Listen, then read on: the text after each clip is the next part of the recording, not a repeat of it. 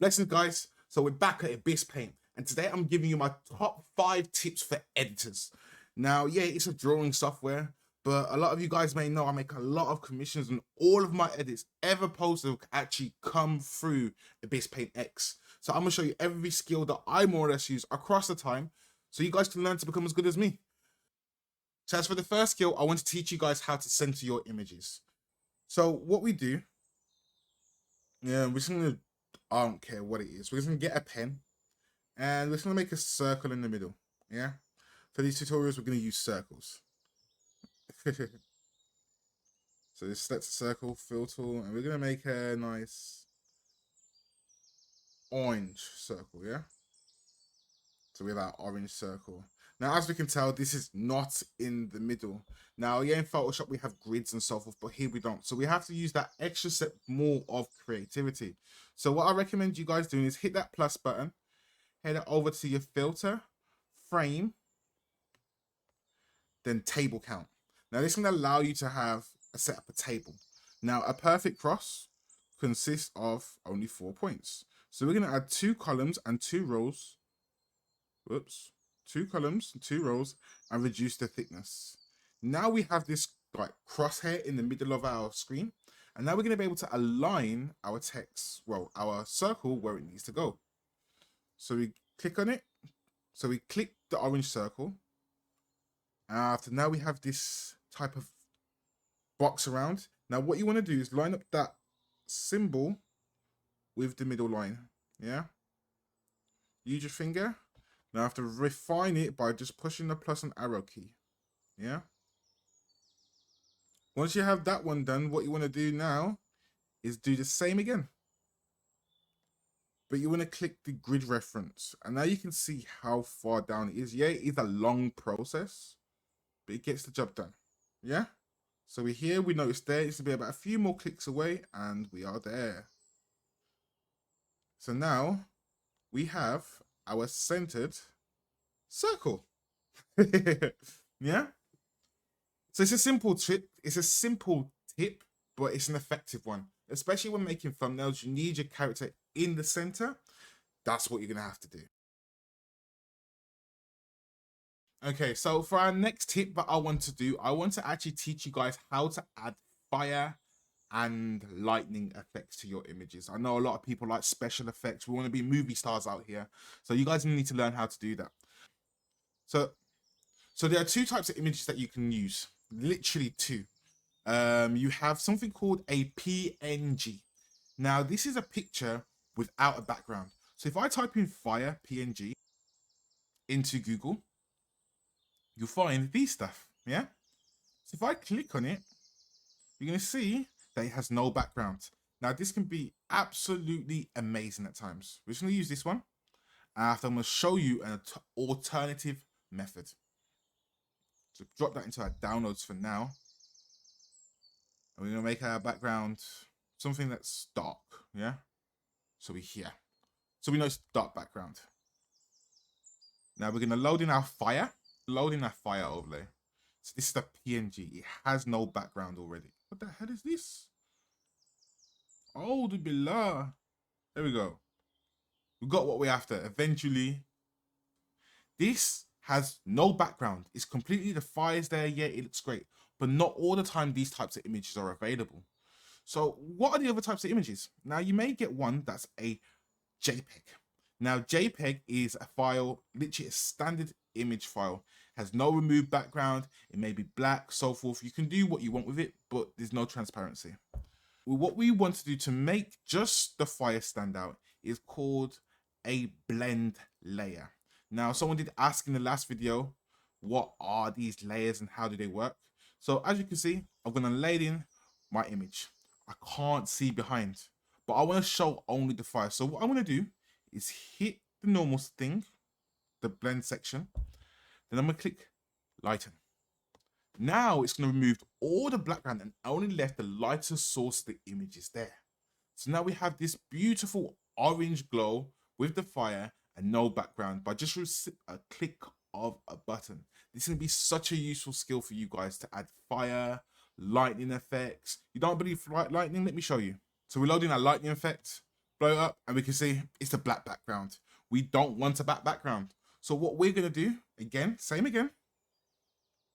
We're gonna hit the normal, then we hit lighten. And now we just have the lighting effect. Now there are other ones as well. You can use add to give it that really brightness as well. But we're just gonna stick with lighting for now, yeah?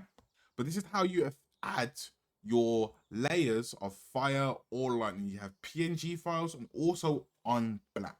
They are very good uses of tools. Okay, then for our next thing, I want to teach you guys how to add shadows. Shadows are important. So when you have a light source, you need to have a shadow source, if that makes sense, because it's the opposite. So we're gonna just reduce and remove some of the stuff off here. We're gonna get rid of the fire, yeah, and we're just gonna say we're gonna remove the bottom half of this as well, so we can see that our light source is only coming from the top.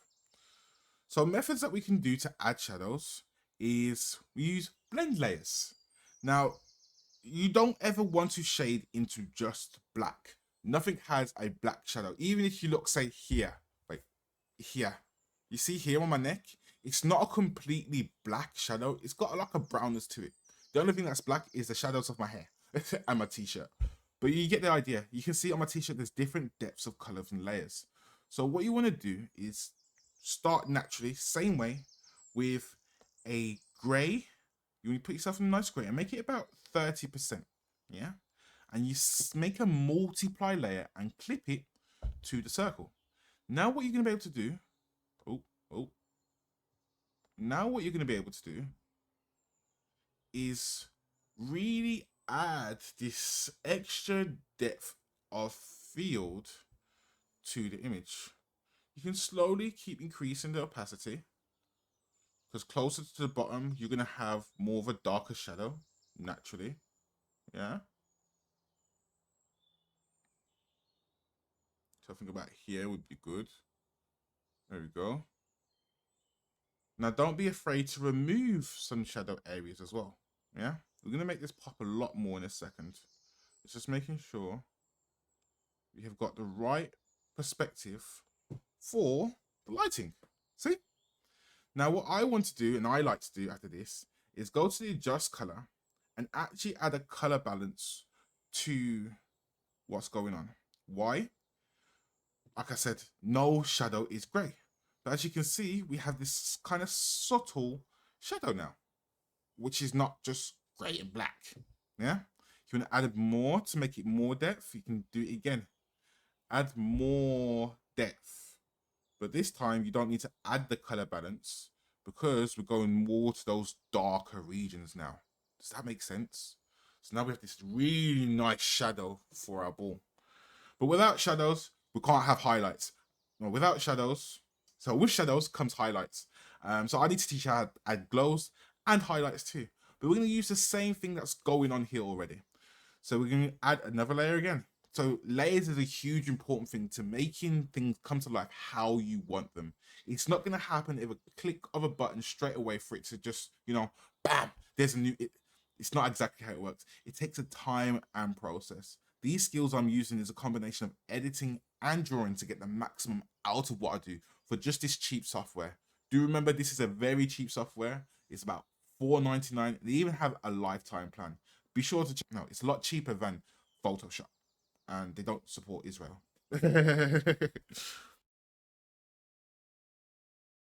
Okay.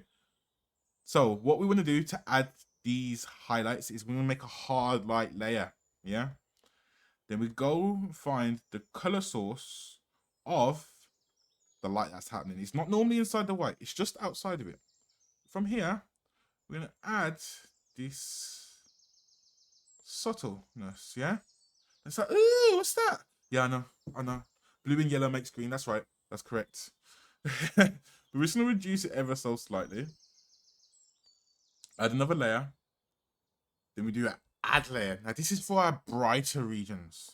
So where the light catches things. So swatch. You're going to see exactly what I mean. Yeah.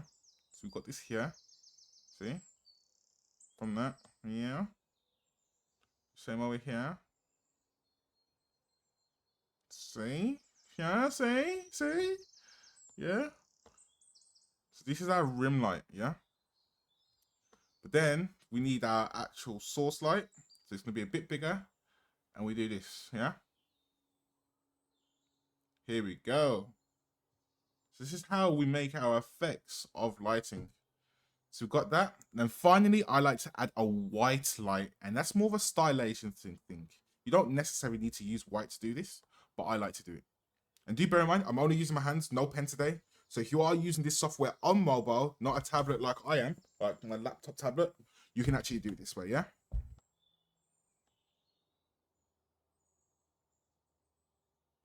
There you go.